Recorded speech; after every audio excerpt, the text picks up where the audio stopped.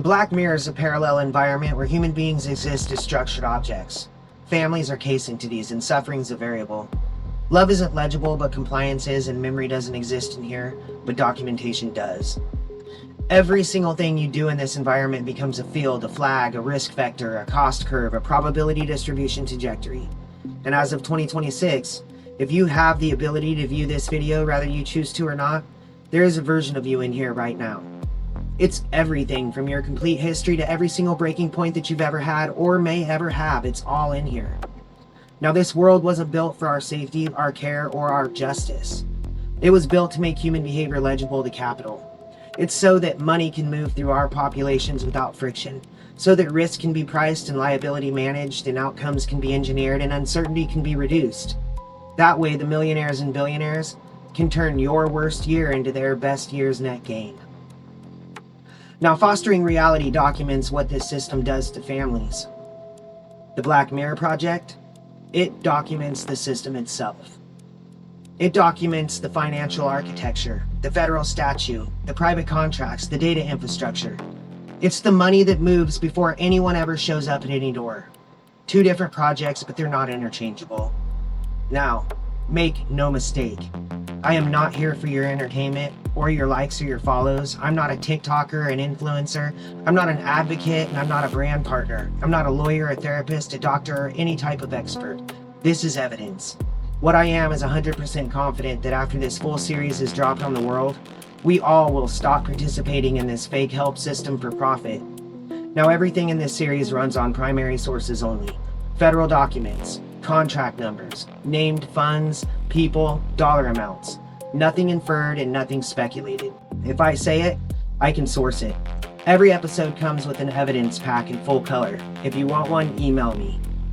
There is also a running update register at www.fosteringreality3.com. Now, I was born into this system. I was born as a child, same as all humans, but like I said, this system wasn't designed to see us. This system can't see humans. Systems see in profiles. I was a placement unit, a billing event, a line in a federal reporting database that went dark between cycles, and nothing flagged it because this is a database that wasn't designed to flag it. It was designed to process, close, and move to the next one, and that's exactly what it did. But this isn't about me. This isn't about foster parents or their children. This isn't the story about bad caseworkers or broken agencies or underfunded social services. And if you've heard that version before, now hear this. That's the decoy. That's the story that's been running for over 50 years while the architecture behind it just kept compounding interest, and nobody with institutional standing has ever named the fund. It's about the system that lost me, that by all statistics should have even stolen my mind, identity, freedom, and soul. That's not a theory. It's not just me speculating. It's not an allegation. It's their documents, contracts, filing, dollar amounts, and we've got the names. This is financial engineering, federal statute, proprietary algorithms, private equity extraction. This is pension fund exposure and a shadow administrative layer that operates inside the federal government without appearing in any federal spending database. I'm going to show you exactly how this all connects before this episode is over. Now, if you work in policy, you're going to recognize the mechanisms. If you work in finance, you'll recognize the fund structures. If you cover technology, you're going to recognize the data architecture. And if you've ever been assigned a case number by this system, you're about to understand for the first time ever what that case number was actually for and who's getting paid every single time it moved. Now, the caseworker who shows up at a family's door isn't the architect or even an operator. They're just a visible terminal of a system whose actual decision-making infrastructure sits in boardrooms in Chicago, New York, and Washington, D.C. Actually, some of those boardrooms used to be in the White House. These caseworkers just fill out a form they didn't design, they enter a score from an algorithm they've never been allowed to examine, and they document risk built on poverty proxies that were legally shielded from challenge long before they were ever even hired. This system was engineered deliberately at the federal contracting level so that they could never understand any of that. All they had to do was document, and document they do. Now, that's not a defense of what happens at that door. It's a much more precise indictment of what's behind it. The question was never whether the caseworker understood this machine. The question is who built it, who profits from it, and whose money is in the fund that funds it. How come none of the organizations whose stated missions are to expose it have never published a single word naming these funds? Not a word, not a report. Zero entries in usaspending.org, zero procurement records, zero federal oversight requirements. Now that mechanism's got a name and we'll get to it. All of these questions get answered with primary sources, federal documents, contract numbers, named funds, people, and dollar amounts. I will not be covering for anybody. Now, to understand this machine, you've got to understand the money. The United States child welfare system runs on Title IV-E of the Social Security Act, and Title IV-E is an open-ended federal entitlement. No cap, no ceiling. I don't have to explain what that means. Basically, the more children that a state has in foster care, the more federal dollars flow into that state's budget. That's not a design flaw, that is the actual design, and I'll show you. The federal agency that controls the money flow is the Administration for Children and Families. And inside the ACF sits the Children's Bureau. And the Children's Bureau administers the Child and Family Services Reviews, which are the audits that are supposed to hold states accountable. I'm going to show you exactly what those audits do and don't look at, and what they're structurally blind to by design. But first, the double dip. When a state initiates a removal, they bill the federal government for the cost of the foster care placement. That's stream one. Then under Title IV-D, the state's allowed to sue the parent for child support to pay for the foster care that the parent never asked for and never consented to. So they're going to bill the federal government for the child, and then they bill the parent for the child. Already, 2 revenue streams, 1 removal. Then there's the clock. The Adoption and Safe Families Act installed a federal countdown where 15 of 22 months in foster care automatically triggers a mandatory filing for termination of parental rights. And the state faces financial penalties for moving too slowly. So if the state successfully completes an adoption, they get to collect a bounty under Section 473A of the Social Security Act. They can get $5,000 for a standard foster child, $7,500 for a pre-adolescent, and $10,000 for a child 14 or older. And as of fiscal year 2025, the federal government paid out $39.8 million in adoption incentive payments to only 45 states. And that number is from the Congressional Research Service. It's on the record. The clock runs from day 1 of removal, and the bounty pays at the end. Every day of delay costs the state money, and every completed adoption pays the state money. So you can see already the financial architecture of this system points in one direction. More children in care, longer until adoption. And that isn't an accusation, that's federal statute. Now, the statute includes 3 exceptions. First, if a child is placed with a relative. Second, the state documents a compelling reason on the record. Or third, the state failed to provide required services to the family. But there's no federal mechanism that tracks how often states invoke them. There's no audit that captures the rate, no CFSR metric that measures it. So the exception exists, but the data doesn't. Now, when a child enters the system, the state starts building the file. Health status, behavioral history, diagnostic records, and under the AFCARS, the Adoption and Foster Care Analysis and Reporting System, what the 1993 system called Element 10 is now called Element 23, under the 2020 final rule. The label changed, but the financial function's identical. And Element 23 asks one question: has this child been diagnosed by a qualified professional with a health, behavioral, or mental health condition expected to require services? And if the answer is yes, something changes financially. Federal law authorizes what's called a difficulty of care payment. It's a supplemental rate added on top of the standard foster care maintenance payment. This is to compensate the placement for the additional care the child requires. And that supplement's reimbursed by the federal government at the state's federal medical assistant percentage rate, meaning the federal government pays a share of every dollar. So the disability flag doesn't just affect the child's care plan. It increases the federal reimbursement flowing to that state for the child's placement. A child without a documented condition generates one reimbursement rate, while a child with the documented condition generates a higher one. Now, look at what the Government Accountability Office found when they examined prescription rates for children in foster care. Here's GAO-12-201, December 2011. 5 states analyzed. Foster children prescribed psychotropic medications at 2.7 to 4.5 times the rate of non-foster children on the same Medicaid program. Same payer. The GAO found hundreds of children on 5 or more psychotropic medications simultaneously. They found infants under 1 year old being prescribed psychotropic drugs. Infants. GAO-13-15 December 2012 ACF's own survey data. 18% of children in foster care on psychotropics versus 6.2% of non-foster medicated children. And children in group homes and residential treatment facilities medicated at 48% versus children in standard foster homes at 14%. Same federal agency, same data set, 3 times the rate, based solely on the placement type. GAO-14-651T, May 2014, the congressional testimony, the same findings delivered directly to Congress, and that T designation, that means testimony. This data was handed to elected officials in a formal hearing. They've already got it on the record. They already know. That was in 2014. Then a decade later, a 2023 study published in the Journal of Child and Adolescent Psychopharmacology analyzed nearly 400,000 children on Medicaid and found that children in foster care had 6.8 times higher odds of being dispensed a psychotropic medication than their non-foster peers. That's after controlling for age and actual mental health diagnoses. So the system itself is a variable, not the child's condition. The overall rate for foster children is now sitting at 35%, while the general Medicaid pediatric population runs around 8%.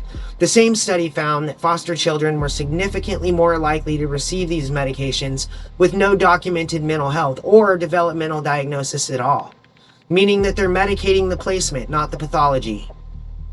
The study's authors were Keefe, Cummings, Smith, Greenlee, and Van Horn out of Baylor College of Medicine and Texas Children's Hospital, published May 2023. Massachusetts, November 2024. Performance audit of the Department of Children and Families found children receiving dosages exceeding FDA maximums, lack of documented consent, failure to renew court orders for antipsychotics, and incomplete medical records across nearly all examined case files. The audit explicitly found that DCF couldn't even verify whether children were receiving therapy alongside their medications because the data systems weren't connected. So, you've got kids on 5 or more drug classes and nobody in the system can confirm whether anyone's also providing therapy. And that's not a documentation problem, that's a feature. Then, March 16, 2026, the HHS Office of Inspector General officially launched Project OEI 072600130 titled Treatment Planning and Medication Monitoring for Children in Foster Care Receiving Psychotropic Medications. And their own announcement stated that 10 years after their last review, high rates of psychotropic medication use among children in foster care remain concerning. 10 years, same problem, new project number. They handed this data to Congress in 2014 and opened a new investigation into the exact same problem in 2026. And the children in those beds right now are still generating difficulty of care supplements under Element 23, the same way they were in 2011. Because the financial incentive to diagnose was never touched by any of the testimony or the reports or the audits or the investigations. The incentive was never the target. The incentive has always been the point. The more institutional the placement, the higher the medication rate. Here's that chain. A child enters the system and the state documents a condition under Element 23. Now, that documentation will justify the difficulty of care supplement reimbursed by the feds. The diagnosis that generates the supplement also generates the prescription. The prescription rate in institutional placements runs at 48%. The diagnosis that medicates the child also makes the child more financially valuable to the placement. That chain isn't just a theory. It's 3 GAO reports in a 2023 peer-reviewed study, and a 2024 state audit, and a 2026 federal investigation, and a CFR citation 42 U.S.C. section 672A and 2, and 45 CFR section 1356.30. All public, all on the record. The GAO documented the correlation, but there's no federal oversight mechanism that currently cross-references difficulty of care payment claims against the specific diagnosis and prescriptions for the same child. AFCARS captures a condition flag, and Medicaid captures a prescription, but the two data sets are never officially cross-tabulated at the federal level, and that gap isn't an accident, that's a structural absence. No oversight body is required to connect them. No audits designed to look at both at once. And the structural absence and oversight systems that involve federal dollars are a congressional finding waiting to happen. An HHS OIG report confirmed the other side of that gap. Their finding was that treatment planning and medication monitoring were lacking for children in foster care receiving psychotropic medication.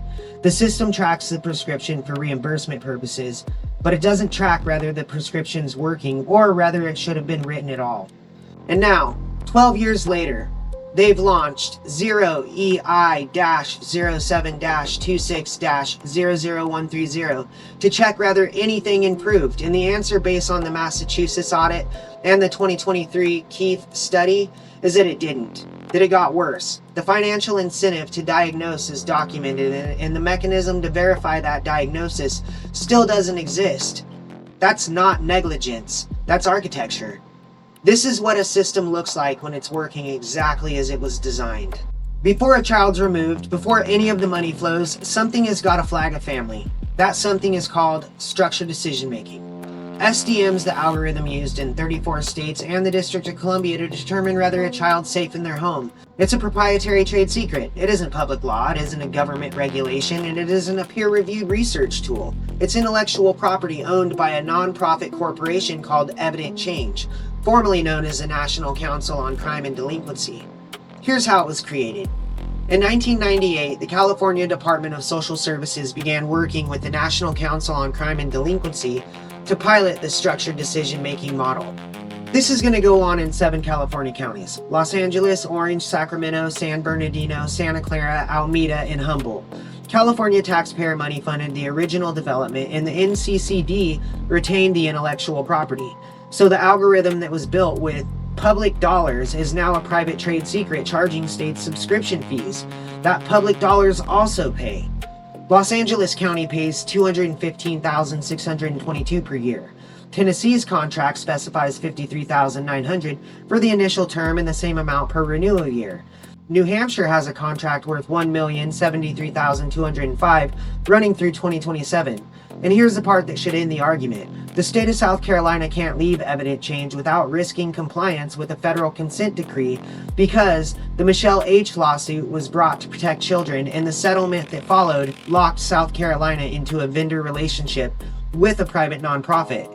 So a lawsuit brought to protect children is now the legal mechanism keeping the state trapped in a sole source contract.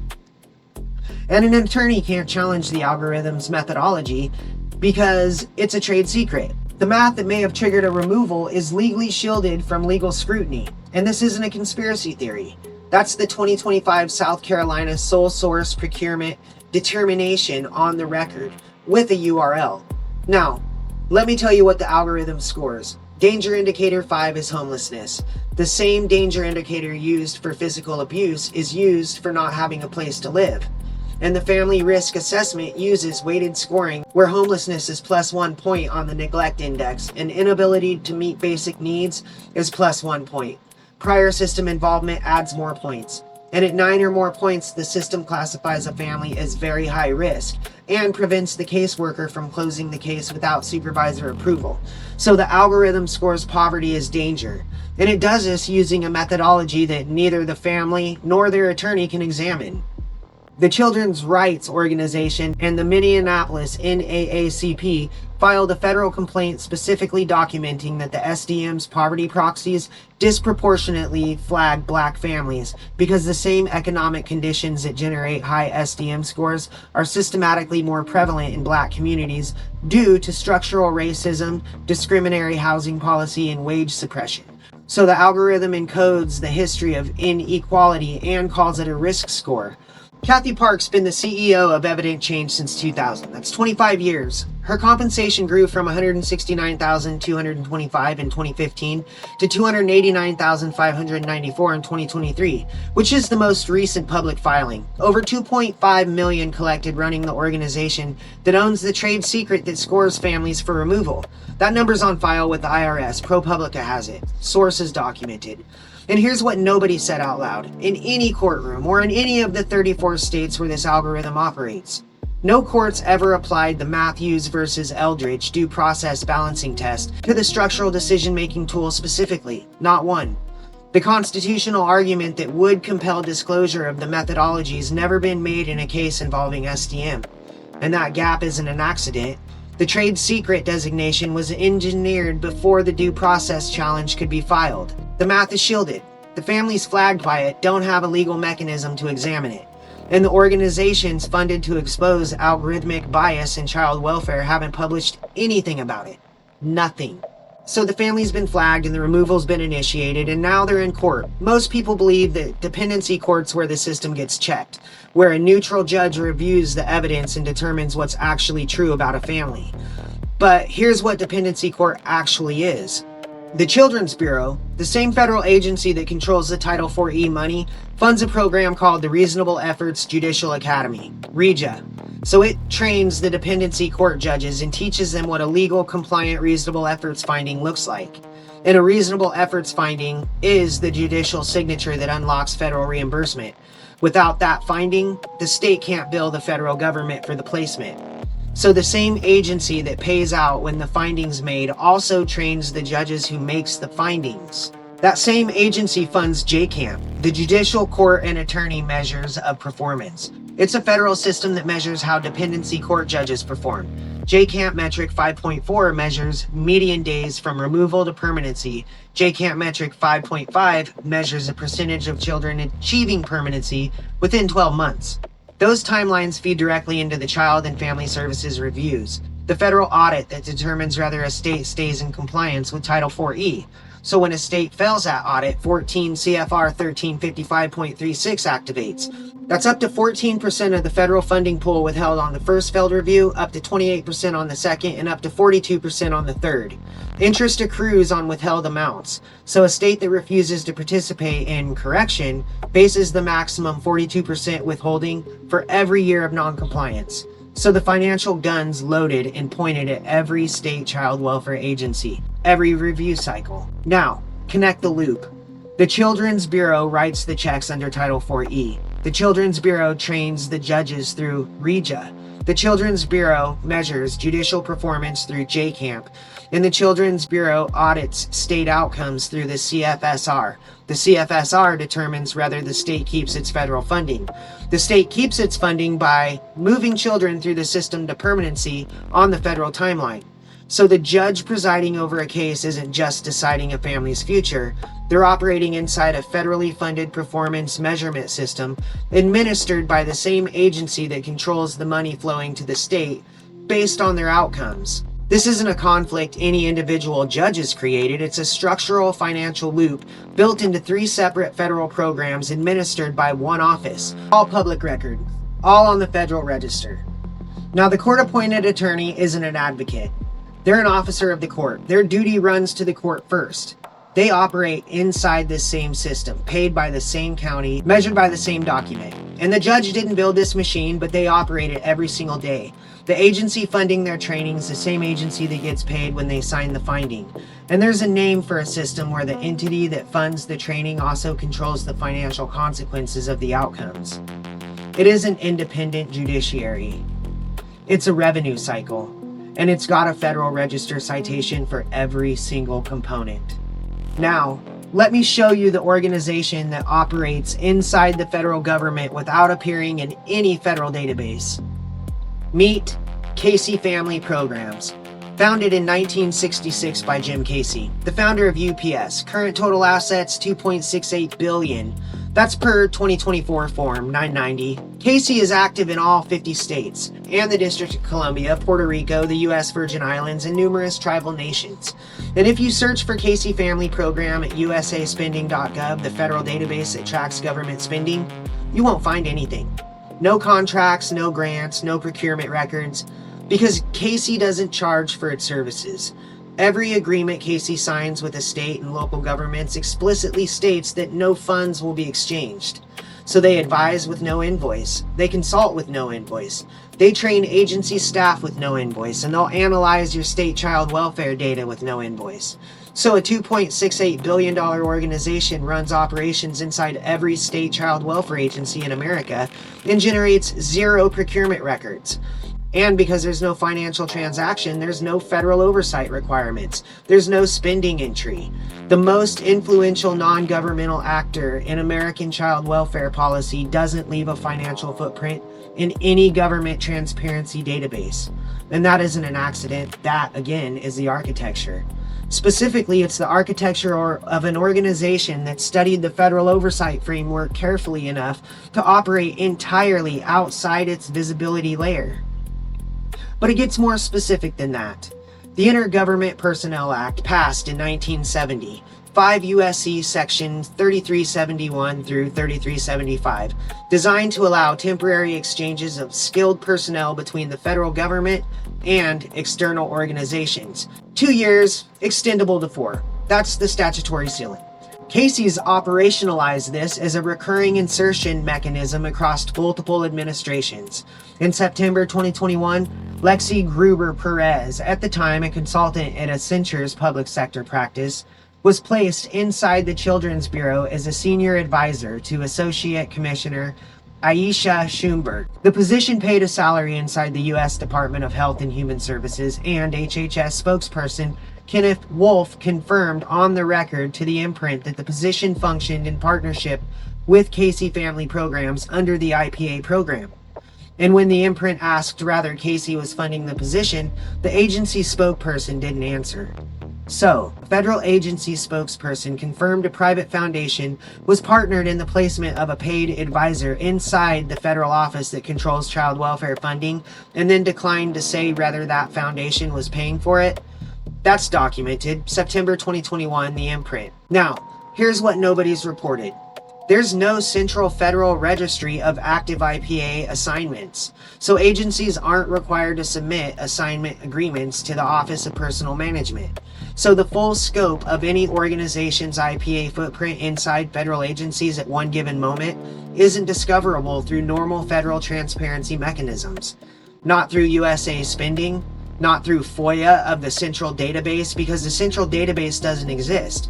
And a $2.68 billion organization with a documented history of placing personnel inside federal agencies under a mechanism that generates no central registry, no procurement records, operates inside the federal government's child welfare policy infrastructure with a transparency footprint of exactly 0, that isn't a conflict of interest story. That's a structural oversight gap story, and it's got a statutory address. All public, all on the record.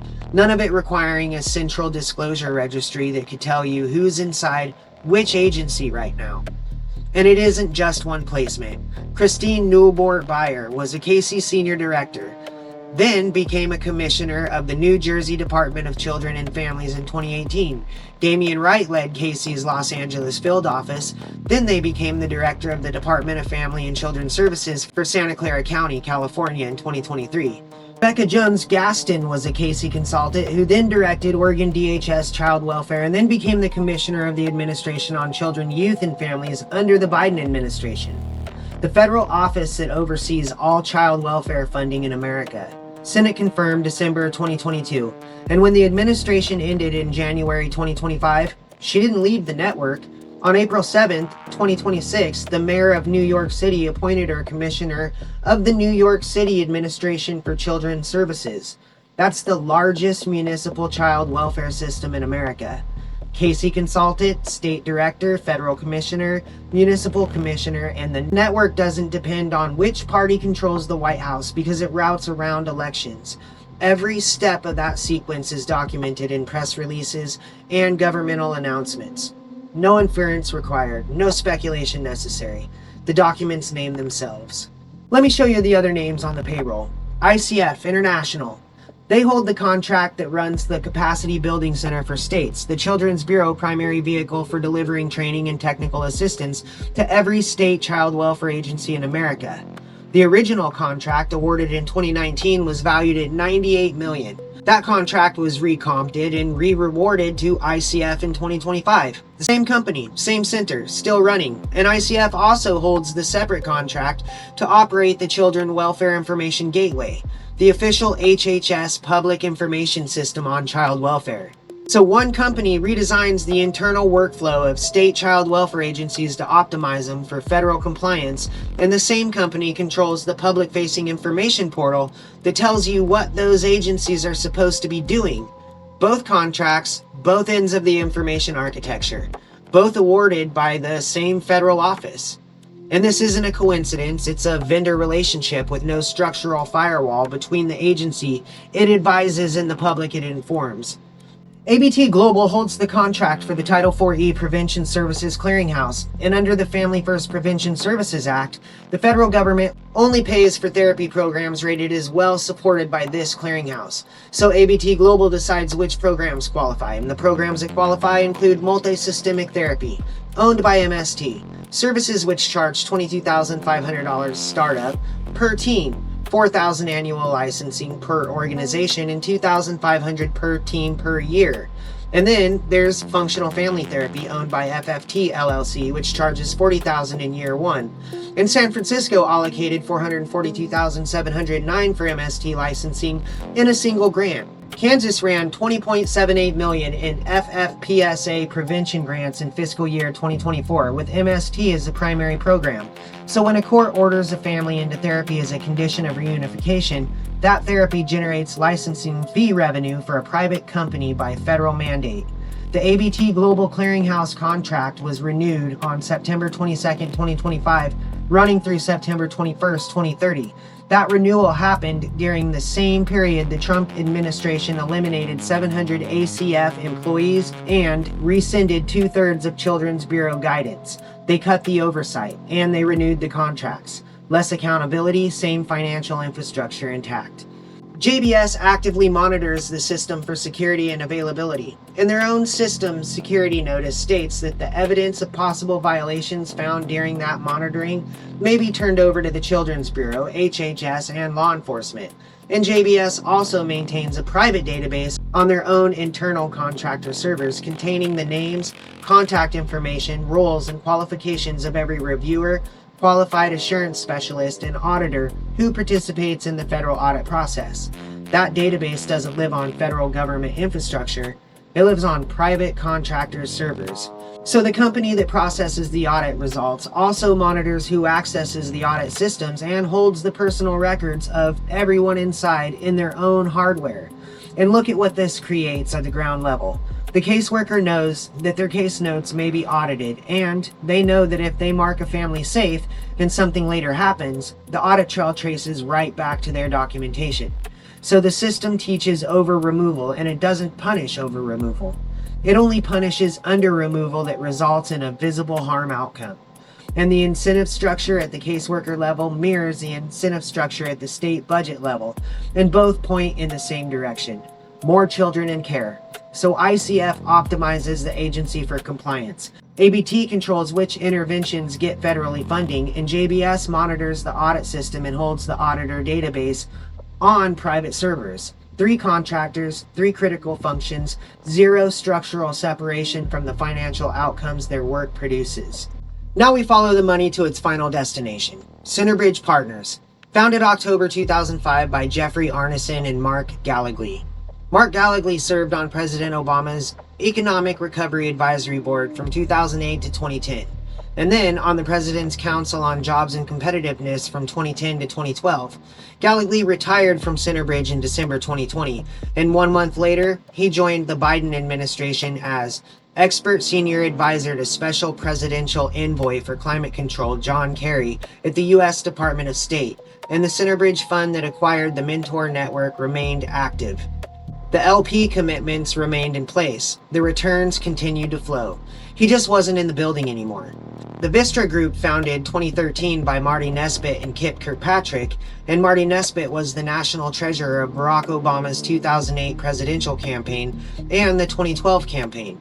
He currently chairs the Barack Obama Foundation, and he also currently chairs the DuSable District of the Boy Scouts of America. Mona Supton was Obama's White House Deputy Chief of Staff for Policy from 2009 to 2011, where she directly oversaw the Medicaid expansion policy and managed the Domestic Policy Council. She's now senior partner and head of investment strategies at the Vistria Group. John Samuels spent 2009 to 2014 on Obama's senior White House staff focused on financial services and healthcare policy objectives. He joined Vistria in 2014, the same year he left the White House, and he now co-heads Vistria's Portfolio Resources Group, advising portfolio companies on regulatory compliance and governmental relations. Every one of those biographical details comes from their own firm's websites, their own governmental biographies, and their own SEC filings. I'm just reading their own words back to them. In March 2019, Centerbridge and Vistria acquired the Mentor Network for approximately $1.4 billion. 6 months later, in October 2019, they paid themselves a $100 million dividend by forcing the company to take on new debt. In February 2021, they borrowed $1.9 billion in new term loans and paid themselves a $375 million dividend. Total extraction in under 2 years, $475 million. And the company's debt to EBITDA ratio reached 6.5 times. And Moody's rated it CAA1-PD, with an explicit notation of very aggressive financial policies. In September 2021, they rebranded the Mentor Network to Sevita. 3 months later, Madison Dearborn Partners paid a price that valued the company at $3 billion, double the acquisition price. And the rebrand erased the name attached to the 2017 Senate Finance Committee's report, which found 86 children dead in Mentor's care between 2005 and 2014. So, they extracted $475 million, loaded the company with debt, rebranded it to remove the name attached to 86 dead children, then sold it at double the acquisition price, and every step of this sequence is documented in SEC filings and Senate records. In June 2024, the Senate Finance Committee released Warehouses of Neglect, a 136-page report, 2 years of investigation. Children keeping their clothes in brown paper bags, bare mattresses, windows covered in spray paint, hallways smelling of human waste. Children dosed on 5 to 8 psychotropic medications daily. And the report concluded that these conditions weren't isolated exceptions. They were inherent to a business model that prioritized filling beds and minimizing staff costs. In January 2025, Bright Springs Health Services, the publicly traded company that had absorbed the ResCare operation, announced a definitive agreement to sell ResCare Community Living to Sevita for $835 million cash, and the Federal Trade Commission filed an antitrust complaint.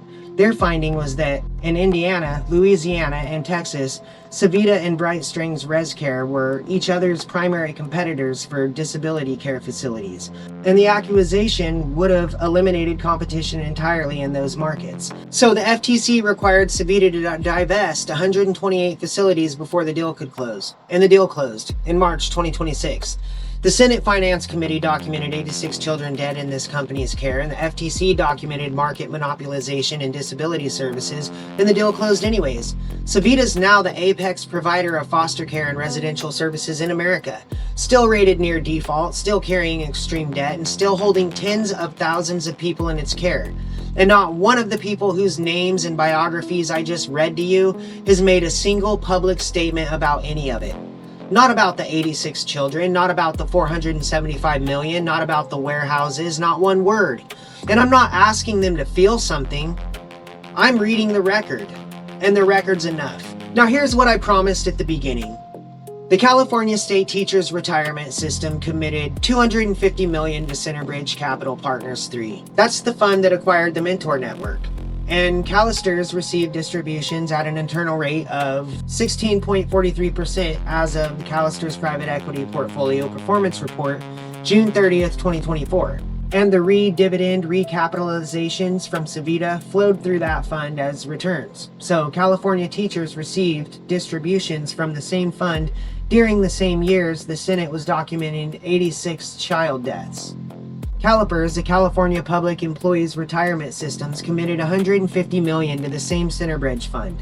Net IRR as of September 30, 2025 is 13%. Sources: CalPERS Private Equity Program Fund Performance Review. The New York State Common Retirement Fund committed $175 million to Vistria funds in September 2023, $125 million to Vistria Fund V, and $50 million to the Vistria Co-Invest vehicle during the active Senate investigations. And CalSTRS committed $50 million to the Vistria Fund V in 2024 after the Warehouses of Neglect was published. The MacArthur Foundation holds $16.6 million across 3 Centerbridge funds, and that figure comes from Part 2, Line 13 of their 2022 Form 990-PF filed with the IRS, public record. MacArthur Foundation funds the Center for Democracy and Technology, the Electronic Frontier Foundation, the Algorithmic Justice League, and none of those organizations have ever published a single analysis of private equity ownership of foster care providers. Not one report naming Centerbridge. Not one report naming Vistria. Not one report naming the dividend recapitalization model. Not one mention of Title IV-E financial incentives. So the foundation funding the algorithmic accountability research holds equity in the private equity firm that runs the company those algorithms serve. The teachers didn't know. The state employees didn't know. The families in dependency court didn't know. And the organizations whose entire stated mission is to tell them haven't said anything. That silence has a financial explanation, and it's documented in their own filings. I don't do headlines. I do source code. Every number I just gave you has a URL. Callister's Private Equity Portfolio Performance Report, June 30th, 2024. MacArthur Foundation Form 990, PF, Fiscal Year 2022, Part 2, Line 13. Caliper's Private Equity Program Fund, Performance Review, September 30th, 2025. All public documents, all on the record. Pull them yourself. And this isn't just history, this is happening right now. On February 23rd, 2026, the Administration for Children and Families announced a partnership between the state of Iowa and Google Public Sector. The program's called Iowa Vision. Google's building the modular core of Iowa's child welfare data infrastructure, and the stack ingests Medicaid records, educational data, and behavioral health history, all unified, cross-referenced in one system. But right now, there are no publicly available data governance terms, no published contract restrictions on how that data can be used, no FOIA requests have returned the contract, and no digital rights organizations published a single analysis of Google's expanding role in the child welfare data infrastructure. Google is a $500,000 plus donor to the Center for Democracy and Technology, and CDT hasn't published anything about this partnership. The Child Welfare Technology Incubator will scale Iowa's architecture to other states, so every state that adopts it will have Google inside their child welfare data system. Google Cloud for Government holds FedRAMP High Authorization, authorized December 4th, 2019. That authorization covers high-impact workloads, including AI. The capability exists inside the infrastructure being built right now, and the contractual restrictions on that capability aren't public. Nobody's publishing them.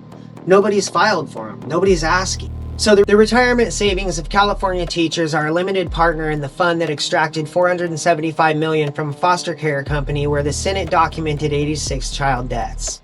And the algorithm that flagged families for removal was built by the California state money in 1998 and converted to a private trade secret, and now is deployed in 34 states and legally shielded from challenge and dependency hearings across the country.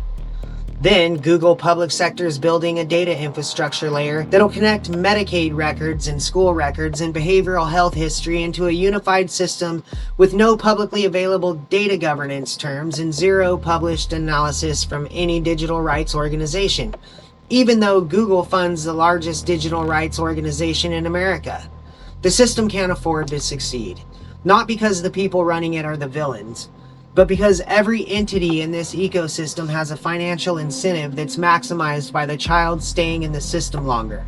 The caseworker at the door had their education underwritten by Title IV-E training grants, and then they signed a service commitment to that same system before they ever opened a case file. That isn't an accident. That's part of the design. And the judge signing the reasonable efforts finding operates inside a performance measurement system that determines whether their state keeps its federal funding. And that signature's never been neutral. The advocate running the reform campaign funded by the same foundation that holds equity in the private equity firm. They've never once named a published report. That silence isn't an oversight. It's structural alignment. You've now got what all three of them have access to, and none of them will hand you. That's the difference between Fostering Reality and every other channel that you're going to find on the internet. Everything we have has proof. And in the next episode, we're going to talk about the revolving door. It gets much worse.